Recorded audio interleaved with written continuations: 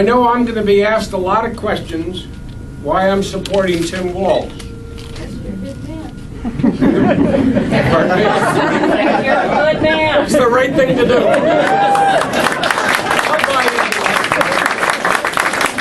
You know, you're absolutely right. No, I mean that sincerely. It is exactly the right thing to do. But when you look at the agenda that we're going to have in the next year, 2 years, going out, we're asking our members of Congress to walk the plank day after day after day on tough votes. And you've got to ask yourself, who do I want on that plank? Tim Do I Walz. want? I'm going to learn to stop asking questions. But it's right, and why? First of all, you want somebody who's intelligent. That's important. You want somebody who has read and understands the legislation before him. What a virtue. I am sick and tired of legislators, and I mean it, they're on both sides of the aisle, who come back to their constituents and say, you know, I didn't know that was in the bill. What a shock. Every time a person doesn't read a bill, their pay should be docked. Then all of a sudden we'll improve the reading levels. But more than anything else,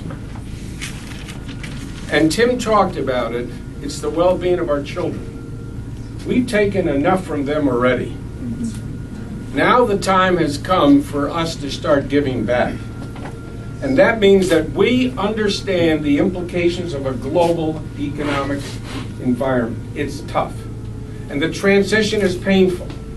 As we start to compete with countries that have low levels of pay, producing products that we love to buy, but on the other hand, we enjoy a higher living standard.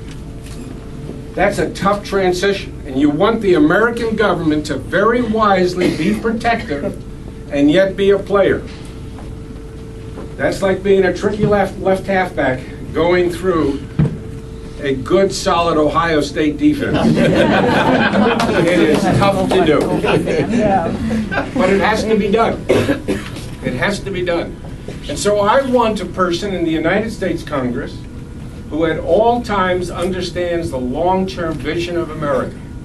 We're going to leave the United States better than when we came in. That betterment is a solemn promise that we make to our children. In Tim Walz, and I don't say that because it's the normalcy of political flattery, I didn't drive 90 miles to endorse someone I don't deeply respect. I mean that. Get the taste too. Thank you, thank you, thank you. That's what my wife said. But it is important, and it's important that in the remaining days of this campaign that all of us get on the phone, tell our neighbors, and get out the vote. I am sick and tired of people sitting home, getting their rumps widened, and complaining about the American system. It's time to get out and be active and say, listen, frankly, every single incumbent without exception is in trouble. And maybe that's healthy.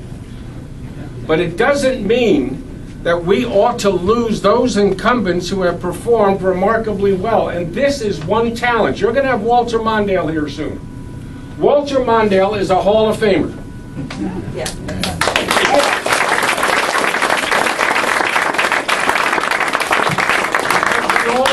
He always knew where the well-being of Minnesota and the well-being of the United States lay. Always.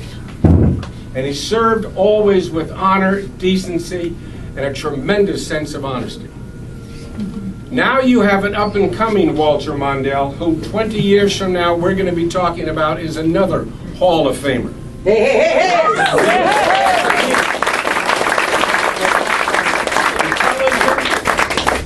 Understands his district, understands the vision of America, and clearly at all times wants to serve. That's the best we can do. We're sending up as a community our best and our brightest, and we're going to make sure he is elected on Election Day. Thank you.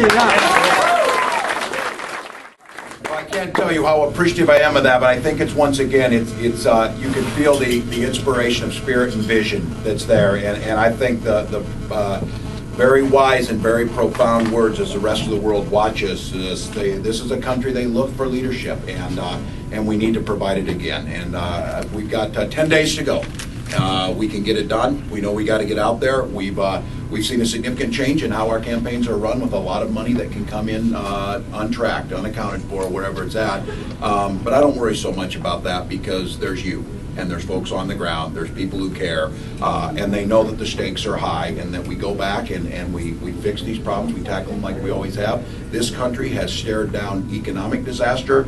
We have stared down fascism, and we have stared down racism. We have stared down many things in this country and came out better on the other side. And we're going through one of those trials by fire right now, and we're going to do it together. So I can't tell you how proud I am to have this endorsement. I can't tell you how proud I am to stand with all of you in doing this job.